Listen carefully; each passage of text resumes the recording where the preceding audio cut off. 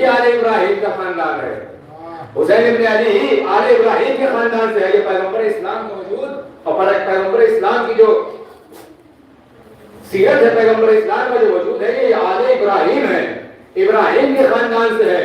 جناب ابراہیم علیہ السلام جناب پیغمبر اسلام کے جد اعلیٰ ہیں، اور جناب پیغمبر اسلام ان کے پوتے ان کی نسل سے ہیں. ایک صلوات پڑھیں گے پر محمد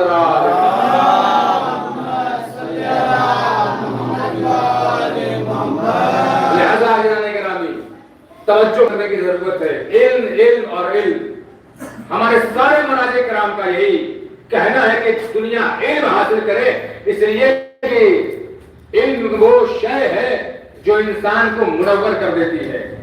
آج دنیا میں کسی کی حکومت ہے تو وہ علم کی حکومت ہے. اگر علم ہے تو تمہیں محنت کرنے کی ضرورت نہیں ہے، دولت ہمارے قدموں میں آ جائے گی. آج جو فلسطین کا مسئلہ ہے، میں نے کہا نا کہ 57 بہنوں کا ایک بھائی جسے ایران کہا جاتا ہے. ارے گرامی بتائیے کہ اس ایران کو اتنی طاقت کہاں سے ملی؟ ایران اتنا آگے کیسے بڑھ گیا؟ کہا ایران علم کی بنیاد پر آگے بڑھا، اور علم کہاں سے لیا؟ کہا گڑے اہل بیت سے. ایک پگڑے لگانے والا انسان اپنی کرسی پر بیٹھ کے کوئی جملہ کہتا ہے تو پورے دنیا میں خاص کر کے امریکہ میں خلبلی مچ جاتی ہے. اگر صرف اس کا ایک مثال دے دوں کہ اگر خامنئی صاحب کے منہ سے صرف یہ نکلتا ہے اے امریکہ میں تجھے تنبیہ کرتا ہوں، دیکھیں جملہ بہت چھوٹا سا ہے کہ میں تجھے تنبیہ کرتا ہوں، اب صرف ان کے لبوں سے یہ نکلنا اے امریکہ میں تجھے تنبیہ کرتا ہوں، تنبیہ کا لفظ ہم بڑا چھوٹا سمجھتے ہیں. تنبیہ کا لفظ ہمارے لیے ہم نے کہا آپ کو تنبیہ کرتا ہوں تو بس ایسے ہی کہہ دیا.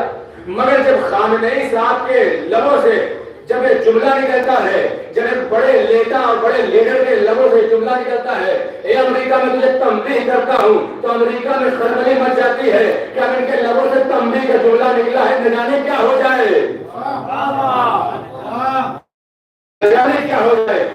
گرامی یہ پاور کہاں سے آیا؟ کہا یہ پاور علم کا ہے، یہ پاور علم کی بنیاد پر ہے. اگر لیڈر کی زبان سے ایسے جملے نکل جائے کہ امریکہ گھبرا جائے تو اس کا مطلب یہ ہوا جانے گرامی کہ علم حاصل کرنے کی ضرورت ہے. علم سے ہم دنیا کو اپنے سامنے ہے، اور آج پوری کائنات جو حسین ابن علی جیسے سامنے سر تسلیم خم کیے ہوئے ہیں، یہ حسین کے علم کی بنیاد پر ہے. یہ حسین ابن علی کے علم کی بنیاد پر دلیل یہ ہے کہ جب حسین کے سرتن میں جدائی پیدا کر دی گئی تو اب دنیا اس حسین کو خاموش ہو جانا چاہیے تھا. اگر دنیاوی انسان ہوتا تو خاموش ہو جاتا، مگر علم ایسا ہے کہ سرتن میں جدائی کر دی گئی، سر لوگ کے نیزہ پر ہے، اس کے بعد بھی تلاوت قرآن کر رہا ہے، اور قرآن ہے علم کا نام.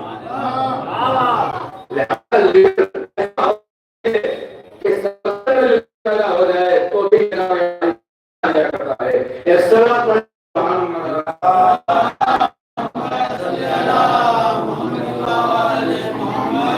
اللہ نے ملک عظیم عطا کیا ہے آل ابراہیم کو. بس 2-4 منٹ کے اندر میں بات کو تمام کرتا ہوں. ملک عظیم عطا کیا آل ابراہیم کو. آل ابراہیم کون ہے؟ تو آل ابراہیم کا جو سلسلہ چلا ہے، ابراہیم کے 2 اولاد جو جڑوا پیدا ہوئی، جڑوا اس معنی میں کہ ایک ہی وقت میں پیدا ہوئی. جناب ابراہیم کے 2 بیٹے اسماعیل اور اسحاق، اور پھر جناب اسحاق سے سلسلہ نبوت جناب اسحاق سے چلا. دونوں جناب اسماعیل اور ابراہیم دونوں نسل میں نبوت رہی ہے، مگر جناب اسحاق کا سلسلہ طولانی ہے. جناب اسحاق علیہ السلام کے جناب یعقوب کی ولادت، جناب یعقوب کے 12 بیٹے ہیں، اور 12 بیٹوں میں 10 بیٹے جناب یعقوب کے وہ ہیں کہ جناب یوسف سے بغض کرتے ہیں.